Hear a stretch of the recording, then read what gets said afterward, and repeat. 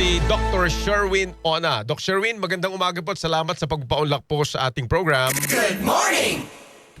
Prof. Ricky, maraming salamat sa iyong imbitasyon. Of I course. think this is my second time sa iyong programa at Yes. most welcome po ang iyong invitation. Yes, sir. Opo, salamat. Salamat po. Sabi ko nga, dahil first time pong tatalakayin ko dito sa program, ito sa Paxilica na ito, medyo primer ang kailangan natin para po lalo na doon sa mga nasa radyo, hindi po masyadong, yung iba kasi medyo invested sa issue sa online, pero yung iba naman, parang ano ba yung Paxilicang yan, no? At hindi naman namin nauunawaan yan. Tapos ngayon, may mga tumututol na.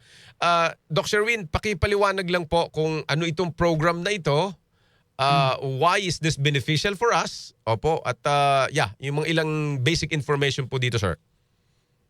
Yeah, oo, Prof. Ricky, dalawa po ang punto dito. No? Yung Paxilica po kasi in general ay isang kasunduan among 24 countries.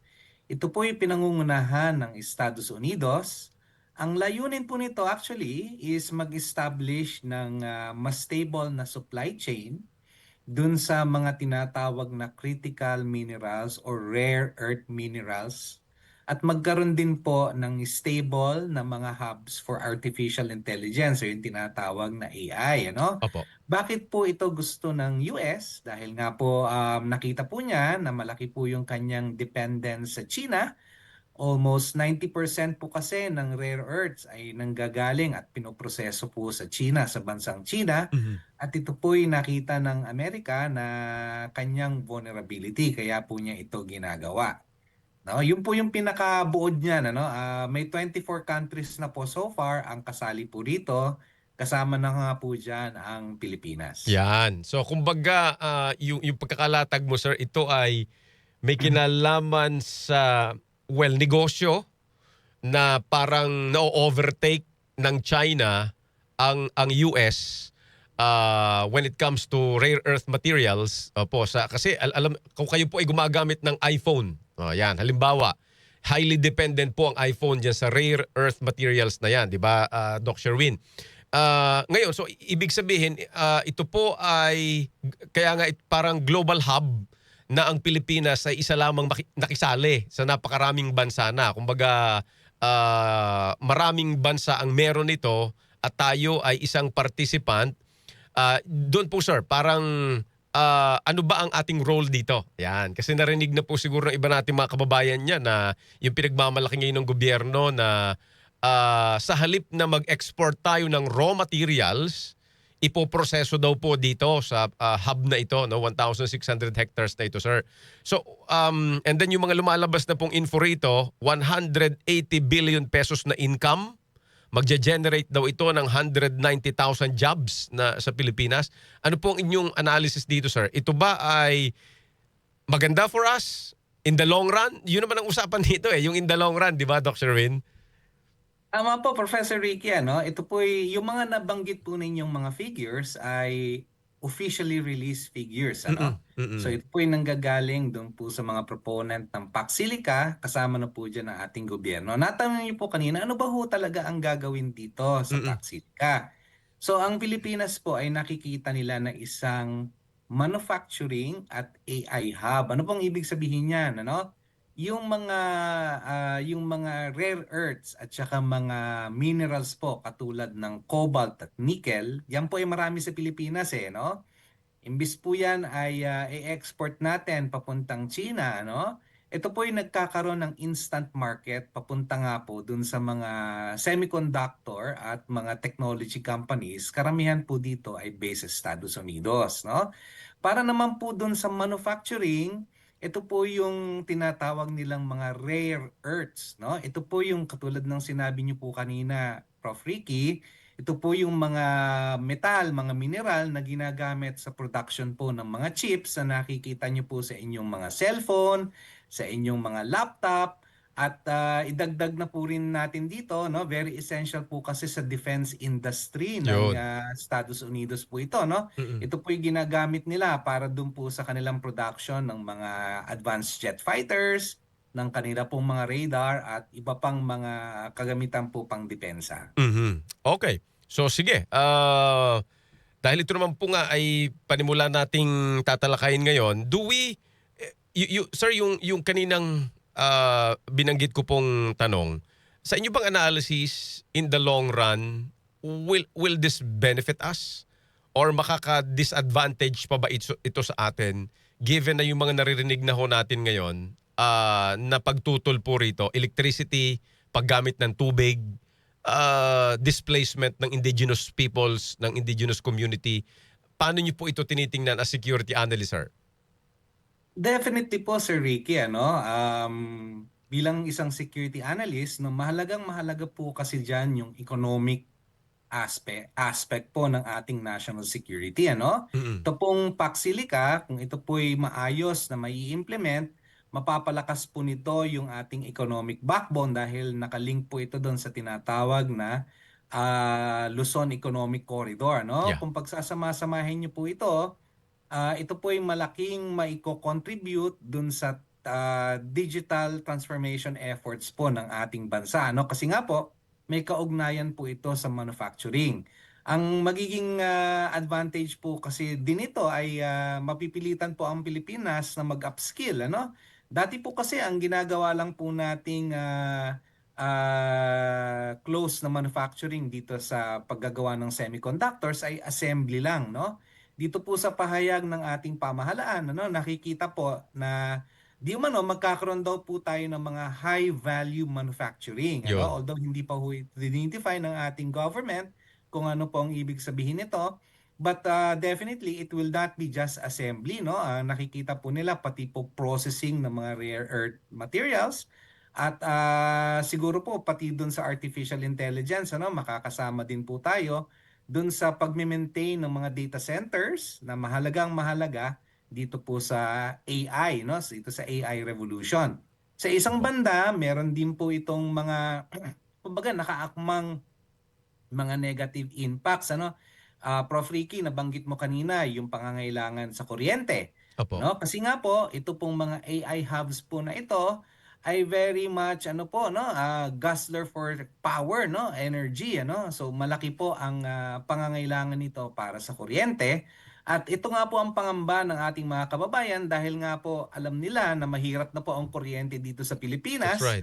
at baka po lalong tumaas yung kuryente, ano? Pero kung titingnan niyo po yung mga ginagawa po kasing mga kumbaga mga innovations po dito, no? Mm-mm. Meron pong mga technologies po ngayon that will allow production of energy na hindi po nakakabit dun sa ating grid, ano? Oh. Nandiyan na po yung renewables at meron po silang mga bagong mga generator systems. Mm. However, ito pong mga bagong mga power sources na ito ay matakaw po sa tubig. No, yung Yun. po yung isa Oo. sa nakikita po nilang maaring maging problema dito dahil nga po nangangamba po yung ilang ating mga kababayan, yung mga cost-oriented groups, kung saan po kukunin yung tubig na ito. No, Yes. alam naman po natin na medyo limited yung ating supply at karamihan po rito ay ginagamit sa ating mga sakahan at sa ating mga taniman. Ano? Kaya ito po yung mga issues na nire-raise po nila. At panghuli na lang po na major issue, Prof. Ricky, no? Yung magiging pong impact sa environment. Yeah. Dahil nga po, ang processing po kasi ng rare earths, Prof. Ricky, ay isang maduming proseso, no? Yes. Pinaghihiwalay po kasi diyan yung soil at yung rare earth materials po, ano? At pagka yan po yung pinaghihiwalay, gumagamit po ng mga chemical compounds para po mahiwalay yan at gumagamit po ng tubig, no, para mapaghiwalay po yan. Ang nagiging issue ngayon, paano po ang waste disposal ng mga kumbaga ng mga Mm. contaminated water Sa po na tubig. yan. Oo. Meron ba pong pamamaraan ng ating pamahalaan ng ating bansa para po kumbaga hindi po sumama yung mga tubig na yan dun sa ating natural water supply. Opo. At saka may hindi ka nabanggit, Doc Sherwin. Ay, yung nabanggit mo pa lang sa pangangailangan ng tubig, dun sa paghihiwalay ng lupa at saka dun sa rare earth materials, yung pang sa AI.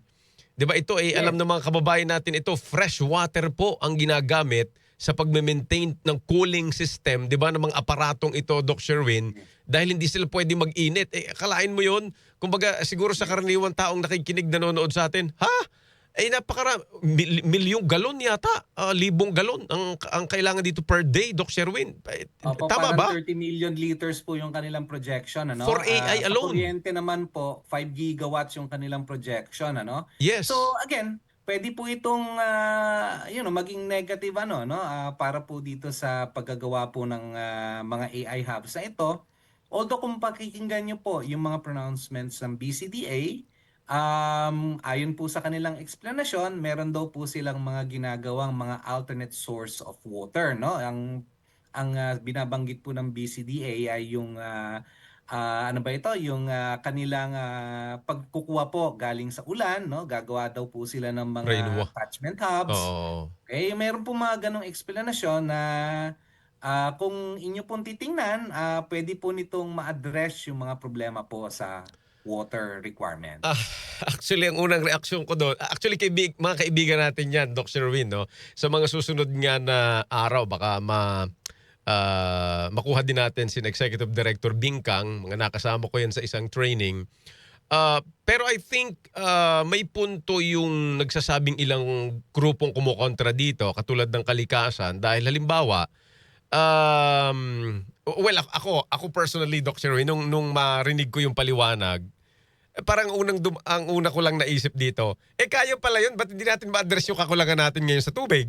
Ba't kailangan pang kailangan pa pala ng paksilika? Sa kuryente ganun din. May alternative source pala, bakit hindi ma-harness yun? But kung kailang dadating itong paksilika? Anyway, produkto lang yun marahil ng malikot kong pag-iisip, no? Pero personally, Doc Sherwin, bilang analyst, bilang ikaw alam ko, you are parang ang adherence mo ay sa facts, no? At scholar ka. Anong tingin mo rito? I mean, yun nga, babalik ako doon. In the long run, kasi inaral nyo na ito eh. At medyo ang isang ano ko pa rito, but ngayon lang ito na pag-usapan maigi, no? Hindi mo, andyan na, itatayo na ito eh. So in the long run, ano talagang analysis mo rito? Will this benefit us? Oo naman Prof. Ricky, no? Para sa akin, it's about time na iangat na po natin yung kalidad ng ating mga industries, Mhm. especially po itong ating mga manufacturing at may Mhm. kaugnayan sa AI, no? Kung hindi po natin kasi gagawin ito, mapapag-iwan na naman po tayo sa pansitan dito, no? Gigising na naman tayo na magtataka tayo bakit hindi tayo kasama dun sa AI revolution. Mhm. At again, marirealize natin na we missed the boat, Professor Ricky. No? But on the other hand po kasi, dito po ngayon natin makikita how strong our institutions are. No? Like for example po, yung ating mga environmental laws. No? Yeah. Um, titingnan po natin ngayon, mai-implement ba talaga yung ating mga environmental laws? No? Paano po i-address, for example, yung usapin ng wastewater? No? Yang po kasing sinasabi mo, Prof. Ricky, na cooling ng mga AI servers po, pagka po yan na-cool na ng tubig, wastewater na po yan eh. Mm. Saan po pupunta yan? Hindi mo naman pwedeng pandilig yan o pwedeng inumin yan. Ano? Basically po, may toxic levels po yan. So makikita po dyan yung masisinan pong pagtatalakay ng ating pamahalaan at pag implement po ng ating mga environmental laws. In the long run po, if we play our cards right, ano? Kasi po, nasabi niyo po kanina, Prof. Ricky, ano, bakit hindi pa natin ginawa dati? Kulang na tayo sa tubig, no? Mm. Ang sinasabi po kasi ng gobyerno natin, may magkakaroon po ng capital infusion, no? Marami pong mga investments na mangyayari, no? But at the same time, kailangan din po natin tingnan yung mga lessons na nangyari na po sa mga ibang bansa, no? Mhm. Like for example po, yung naging experience po nila diyan sa US, no? Decades ago po na nagkaroon din sila ng mga environmental problems, ano? Now, given all of this knowledge, ano, kailangan maging cognizant po yung ating mga policymakers, ang ating mga regulators at i-ensure po nila na itong mga concerns po na ito ay ma-address. Mm. Yung lamang po sana ang hiling ko sa ating gobyerno ngayon na kasi po talk is cheap, Yeah. Prof. Ricky, di ba? Pwede mong Yes. explain yan at Yes. sabihin mo na merong ganito at merong ganyan, kaya namin yung rainwater, no? Pero siguro ngayon, dapat mas maging straightforward po ang ating pamahalaan at ipakita po talaga kung paano nila po ito gagawin. Ano? Like for example po, ano po ba talaga ang itsura ng rain catchment hub na sinasabi po ng BCDA? No? Gaanong kalaki po ito? No? kailan po ito mau-online, no? At magkano po ito, no? Maging transparent po sana sila. Ngayon po may mga concerns about indigenous people, ano? Although sinasabi po ng BCDA na ito po ay Wala. public property, Mm. at meron daw pong maliit na grupo ng mga indigenous peoples na maaring maapektuhan, although may mga livelihood alternatives po silang nakalaan, ano? Ito pong mga ito ay talk is cheap, no? Madali po nating i-explain ito. Pero para din lamang parang po ma-address po yung mga alinlangan at mga fears po ng ating mga kababayan, kailangan po mas maging straightforward po ang ating pamahalaan. Ipakita po talaga nila ano ba po ang plano, ano yung agreement, maging transparent po tayo. Kasi nga po, marami na po nangyari before na kumbaga a losing end po ang Philippines eh. Yeah. 'Di ba? Kailangan po nating i-convince no na tayo din po ang panalo dito at kasama po tayo dun sa pag-angat, no? Malaki po ang magiging ambag nito sa ating ekonomiya. Opo, at saka sa kasaysayan ng bansa natin, Doc Sherwin, fertilizer fund scam, national broadband scandal. Eto nga 'di ba yung 2019 hosting lang ng SEA Games eh. Kaya Yeah. hindi Alam mo mo Prof. Ricky, idagdag ko pa diyan ano. Oo. Dati na tayong naging assembly hub ng mga chips eh, 'di ba? Mhm. Yung IBM nung araw nandito 'yan. Mhm, mhm. Ang Texas Instruments 1980s pa lang, 70s nandito na 'yan, no? Pero anong kinahinatnan ng industriya natin, 'di Ayun. ba? Again, no? Maging cognizant po yung ating mga policy makers dito, no? Alam natin na may mga investments na darating, pero dapat po gamitin natin ito at maging kumbaga pangmatagalan din po yung tingin, no? Hindi lamang po dahil ang Marcos administration ngayon, kailangan ipakita natin, no, na nagawa natin 'to. Nandun na po ako no? Maganda po 'yon, ano? But this is a a strategic move in the part of the Philippines, ano? Magiging kasama po tayo doon sa isang global network Yeah, yeah. So, ano po ang magiging role natin doon? Taga-process lang ho ba tayo? Tagahugas lang ba ho tayo ng lupa? Ano? So, mas Mm. maganda kung mai-present ng ating pamahalaan yung value-adding kumbaga, nature po ng Yeah. PAC Silica para po sa ating At bansa. saka sinasabi rin niya ho ng ilang grupong tumututol na siguro ang kailangan natin datos. At ang kailangan natin mga pag-aaral nga rito, hindi, sabi mo nga, yung binabanggit mo, talk is cheap. So, wag lang ganon na pangako. Kailangan makita natin kasi with all that's happening right now, hindi mo rin masisi, di ba? Alam kong alam mo yan, Doc Sherwin, ang maraming mga kababayan natin na may trust issue. Talagang may, sabi ko nga sa inyo, kahit yung hosting lang ng Southeast Asian Games, ayan, sumasambulat ngayon, may anomalya pala. Baka pag iba na naman ang administrasyon, Doc Sherwin, eto na naman tayo. Saka natin malalaman yung mga anomalya. Anyway, pasimula pa lang po naman ito, Doc Sherwin, salamat sa inyong panahon and I hope I can talk to you again soon, sir. Pagka ito po ay atin uling pinag-usapan on a different light at maipaliwanag lang po sa mga kababayan natin, sir. Thank you. Always a pleasure, Prof. Ricky. Mabuhay po kayo at Mabuhay ka, sir. magandang umaga po. Good morning, sir. Si Dr. Sherwin Ona, Security Analyst, Associate Professor po ng